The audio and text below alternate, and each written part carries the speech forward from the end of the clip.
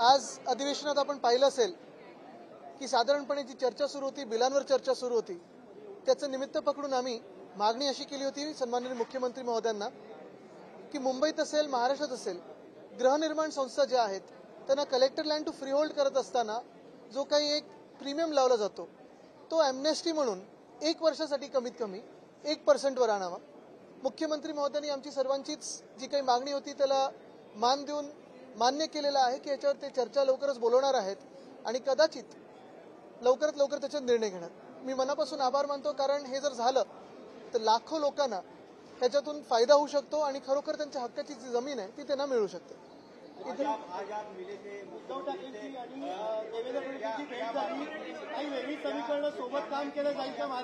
मला वाटतं एकच समीकरण महत्वाचं आहे या राज्यामध्ये। आपण पाहिलं असेल, ठीक आहे, आमचा ईव्हीएम वर संशय आहे, जी काही निवडणूक प्रक्रिया झाली त्याच्यावर संशय आहे, पण आता अधिवेशनात असेल किंवा राज्यात आमदार म्हणून काम करताना असेल, ते सत्ताधारी बाकांवर, आम्ही विरोधी पक्ष बाकांवर आहोत आणि विरोधी बाकांवर बसल्यानंतर आमची भूमिका ही स्पष्ट आहे। आज भास्कर जाधव साहेबांनी देखील अनेक बिलांवर चर्चा करताना हेच मांडलं की आम्ही जे काही विरोध करत आहोत तो विरोधाला विरोध म्हणून नाही, तर त्याच्यात काही सूचना देतोय, त्या जर काही ऐकून घेतल्या त्याच्यावर मंत्र्यांकडून उत्तर आलं। आज एक चांगलं उदाहरण आपल्याला पाहायला मिळालं, भास्कर जाधव साहेबांनी एक विषय मांडला आणि त्याच्यावर मुख्यमंत्री महोदयांनी लगेच ते बिल स्थगित केलं। असं जर वातावरण असेल तर मला वाटतं ह्या महाराष्ट्रात एकत्र काम करणं, राज्याची सेवा करणं, जनतेची सेवा करणं हे शक्य होऊ शकेल।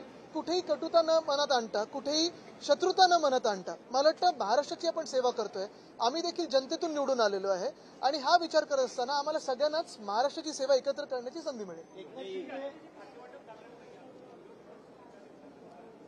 मला वाटतं खाते वाटप हे फार महत्वाचं। बघा, विरोधी पक्ष नेता हा एक विषय झालाच, तो एक तांत्रिक विषय जो काही कसा सोडवायचा तो आम्ही प्रयत्न करत आहोत, पण ह्याच्यापेक्षाही जास्ती मला महत्वाचं वाटतं की आज कदाचित पहिल्यांदा असं आम्ही पाहतोय की एवढं बहुमत मिळाल्यानंतर, मग ते ईव्हीएमचं असेल, ते निवडणूक आयोगाने दिलं असेल, मुख्यमंत्री निवडायला एवढे दिवस लागले, ते झाल्यानंतर कॅबिनेट एक्सपॅन्शनला दिवस लागले, आता खाती वाटप त्याच्यावरनं नाराज नाट्य सुरू होईल, त्याच्यावरनं फंडाचं वाटपावरनं नाराज नाट्य सुरू होईल आणि महत्वाची गोष्ट हेच राहते की खाती कुठची मिळावी, कशी मिळावी हे आतापर्यंत व्हायला पाहिजे होतं।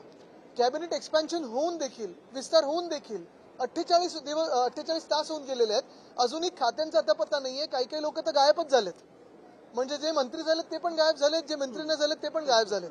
ही अदृश्य शक्ती अशी नको, जे काही असेल ते आता डोळे देखत व्हावं ही मनापासून इच्छा आहे। देवेंद्र फडणवीस यांच्याविषयी सॉफ्ट कॉर्नर निर्माण होतं का? आदित्यजी, देवेंद्रजी यांच्याविषयी सॉफ्ट कॉर्नर निर्माण, बघा तुम्हाला हे सांगतो, आधी देखील असेल किंवा आता पण असेल, ते जेव्हा विरोधात होते आम्ही सत्तेत होतो, नंतर ते सत्तेत बसले, आम्ही विरोधात बसलो, आता तर विरोधातच बसलोय। सॉफ्ट कॉर्नर, हार्ड कॉर्नर असं काही नसतं। आमची भूमिका ही स्पष्ट आहे, कुठेही शत्रुताचं काही मनात न बाळगता जे काही चांगलं असेल त्याला सपोर्ट करतो, जे काही चुकीचं असेल त्याला आम्ही सूचना करू। जिथे विरोध करायचा असेल तिथे विरोध करावा लागेल, महाराष्ट्राच्या हिताचा जिथे विरोध करायला लागेल, महाराष्ट्राच्या हितासाठी जिथे विरोध करायला लागेल तिथे आम्ही करत राहू। कुठेही हार्ड कॉर्नर, सॉफ्ट कॉर्नर नाही, भूमिका स्पष्ट आहे की आम्ही मॅच्युअरली काम करू, मॅच्युरिटीने काम करू। काही काय त्यांचेच आमदार बोलतात ना, तर भेटत नाहीत त्यांना, महाराष्ट्राचा बिहार झाला आणि ते भेटत नाही तर त्यांचेच आमदार बोलायला लागले, समोर नाही ते बाजूला बोलतात म्हणून। मला वाटतं आता उद्धव साहेबांनी देखील आपल्याला उत्तर दिलेलं आहे। सोयाबीनचं असेल किंवा कापसाचं असेल, सोयाबीनचं तर आम्ही जाहीरच केलं होतं की 7,000 मिळालं पाहिजे। आज आपण पाहतोय की महाराष्ट्रात शेतकऱ्यांच्या आत्महत्या वाढत चाललेल्या आहेत, कुठे ना कुठे त्यांनी न्याय मिळणं गरजेचं आहे। या सरकारकडे जे बहुमत त्यांनी प्राप्त केलेलं आहे, बहुमताच्या ताकदीवर असो किंवा केंद्र सरकारच्या ताकदीवर असो, शेतकऱ्यांना मदत ही झालीच पाहिजे।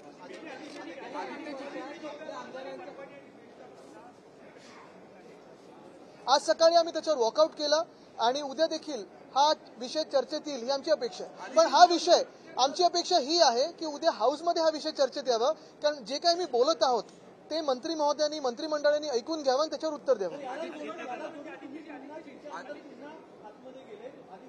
नक्कीच, पण वॉकआउट त्या विषयाबद्दल केला होता, नंतर आज जाऊन देखील आम्ही ह्या विषयावर बोललेलो आहे, राज्यपालाच्या अभिभाषणात देखील बोलणार आहोत आम्ही। पेनड्राईव्ह घेऊन आंदोलन केलं, घोषणा देत होते, पेनड्राईव्ह मध्ये दडले, काय पेनड्राईव्हचं रस्ते, आता आम्हाला कसं माहिती? ईव्हीएम सोबत जाल की ईव्हीएमचा विरोध आहे? बघा, ईव्हीएम बद्दल आमचं स्पष्ट मत आहे, जेव्हा जिंकलो होतो तेव्हा पण मत आहे आणि जिथे हरलो तिथे पण मत आहे की बॅलेट पेपरवर निवडणुका झाल्या पाहिजेत। ईव्हीएम मध्ये आम्ही हॅकिंग नाही बोलणार, पण प्री लोडेड प्रोग्राम असतो, अनेक गोष्टी आहेत आणि जर हे होत नसेल तर व्हीव्हीपॅट पूर्ण आम्हाला मोजू द्या ना, क्रॉस चेकिंग करू द्या. का रिटर्निंग ऑफिसर्स आमच्या अनेक आमदारांना सांगतात की तुम्ही क्रॉस चेकिंग करू शकत नाही? मार्केटवाडीचा जो विषय आहे तिथे देखील जिंकलेले आमदार सांगतात की त्यांना बॅलेट पेपरवर पाहिजे, हरलेले नाही, जिंकलेले सांगतात. आणि जर हिंमत असेल तर त्याच्यावर व्हावी. आज एक मिनिट, आज तुम्हाला अजून एक सांगतो. आज वन नेशन वन पोलवर लोकसभेत पहिले ईव्हीएम वापरलं गेलं आणि त्यानंतर अध्यक्षांनी लोकसभेच्या बॅलेट पेपरवर देखील मतदान करायला दिलेलं आहे. मग लोकसभेच्या खासदारांना जर अधिकार असेल तर स्थानिक आणि पूर्ण देशातल्या जनतेला पाहिजे, सामान्य माणसाला पाहिजे. पेनड्राईव्ह विषय कोण कोण? हा, अरे गर्दी असेल कदाचित, असं काही नाही. फोनवर बोलणं चालतं, असं काही लगेच एवढा विचार करू नका. विरोधी पक्षाच्या संदर्भात काही चर्चा झाली का? बिलकुल नाही. पेनड्राईव्ह प्रकरणामध्ये शिंदे आणि देवेंद्र फडणवीस यांना अडकवण्यात त्यांचं काय दोघांचं? पेनड्राईव्ह प्रकरण जे सत्ताधाऱ्यांनी ते दोघांचं पेनड्राईव्ह मध्ये हो, असं त्यांचं म्हणणं आहे की काही म्हणजे पुढच्या ह्याच्यात उद्धव ठाकरे जेव्हा मुख्यमंत्री होते हिंदी में बताइए की अनेक आमदार नाराज आहेत.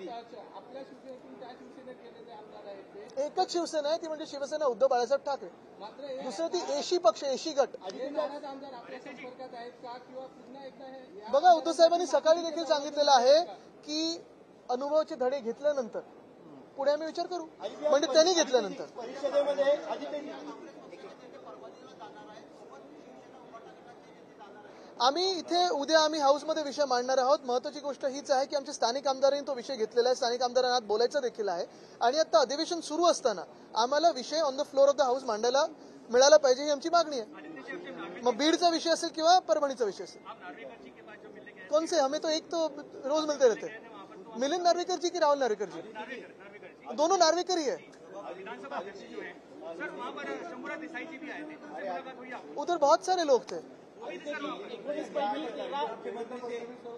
से मुलाकात की, आपने कहा कि सदन चलने के लिए दोनों तरफ से दोनों को पहल करनी होगी. क्या कहना था, मुलाकात किस लिए हुई? मुलाकात शुभेच्छा देने के लिए हुई थी. आज नागपुर अधिवेशन में मैं उद्धव साहब दोनों ही आए हैं.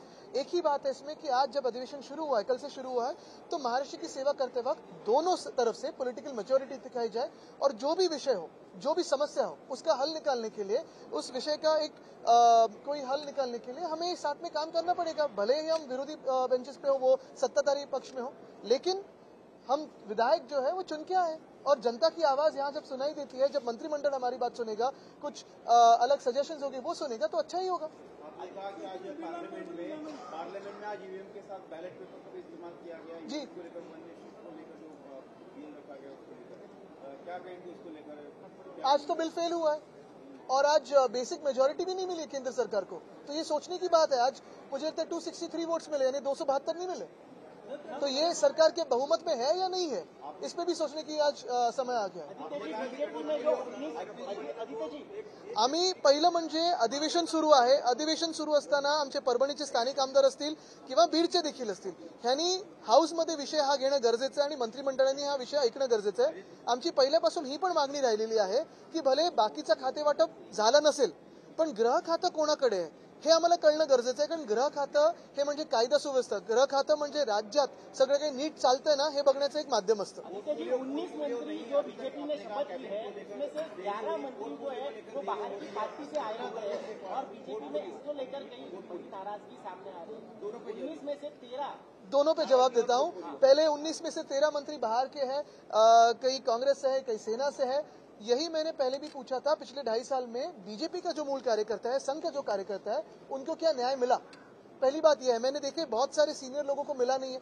बहुत सारे जो ऐसे लोग हैं जो बचपन से भाजपा में रहे, भाजपा की एक मेंटालिटी में या उनकी विचारधारा से प्रोत्साहित होकर प्रेरित होकर काम करते रहे, उनको कब न्याय मिलेगा, ये तो बात रही.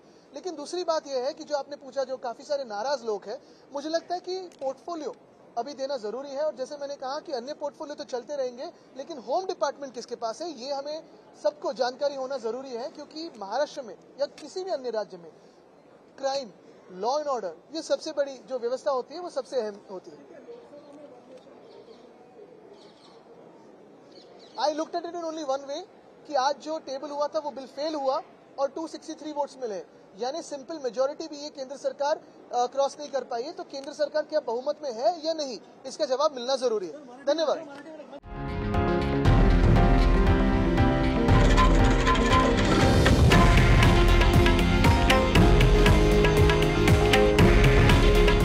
हे आहे देशातील नंबर 1 न्यूज नेटवर्क आणि आपण पाहत आहात TV9 मराठी. काळजी तुमची, हित महाराष्ट्राचं.